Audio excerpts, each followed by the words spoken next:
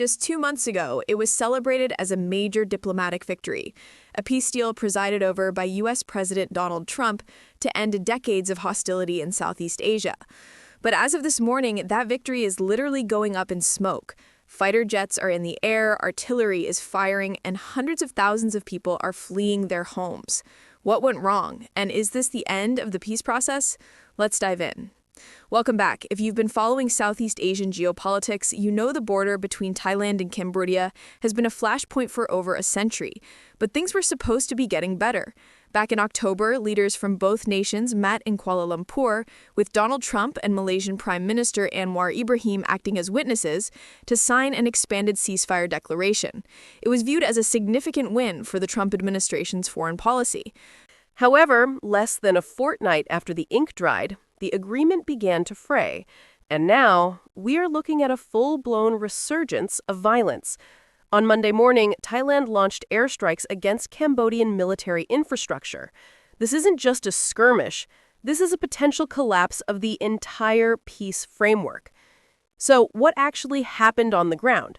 According to the Thai army, the violence reignited in the early hours of Monday morning. They claim that Cambodian troops fired on Thai forces first, resulting in the death of one Thai soldier and injuring several others. In response, Thailand didn't just fire back with rifles. They escalated. The Royal Thai Air Force mobilized to target what they called Cambodia's arms-supporting positions.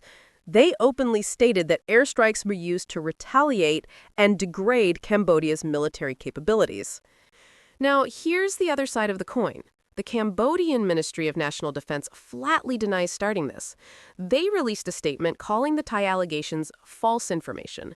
In fact, they accuse the Thai military of launching dawn attacks on their forces in two separate border provinces, insisting that Cambodian troops didn't even retaliate. You have a classic case of he said, she said, but with heavy artillery involved. While the government's trade accusations, the civilians are paying the price. This isn't just about soldiers. Reports indicate that 3 Cambodian civilians have been severely injured, but the scale of displacement is staggering. On the Thai side alone, we're talking about mass evacuations. The Thai military says more than 385,000 civilians across 4 districts are being moved out of the conflict zone. Imagine that, nearly 400,000 people having to pack up and leave their homes overnight because the artillery shells have started falling again. One resident described the scene saying, "The explosions were clear, boom, boom, hearing everything from small arms to heavy artillery." This brings us to the political angle, which is fascinating and troubling. Remember, this ceasefire was barely 2 months old. It was brokered with the help of Malaysian Prime Minister Anwar Ibrahim and witnessed by President Trump.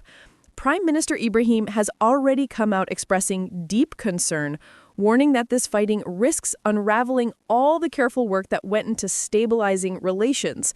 The deal was supposed to be a, quote, major diplomatic victory for Trump. But the reality on the ground is that Thailand had already halted progress on the agreement last month after a landmine explosion injured their soldiers. They accused Cambodia of planting fresh mines. Cambodia denied it. The trust was gone before the airstrikes even began. Analysts are looking at this and seeing a dangerous pattern. We saw similar fighting in July that killed dozens and displaced 200,000 people.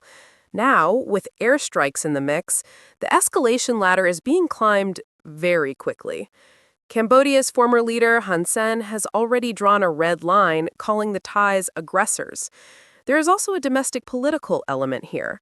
Some experts suggest that nationalism is being exploited in Thailand ahead of elections, while the Cambodian regime is under pressure regarding regional scams. When domestic pressure rises, a border conflict is often a convenient distraction. This situation raises a difficult question about international diplomacy. We saw a high-profile peace deal signed with world leaders watching, yet it fell apart in weeks. Do you think foreign involvement, like that of the U.S., actually helps stabilize these regions, or does it just put a temporary lid on a boiling pot? I'd love to read your take in the comments below.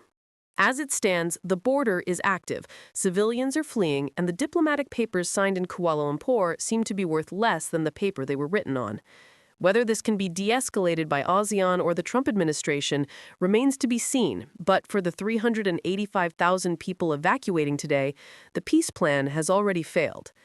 If you found this analysis valuable, please make sure to like and subscribe. We cover the stories that the mainstream media often glosses over. Hit that notification bell so you don't miss our next update on this developing story. Thanks for watching.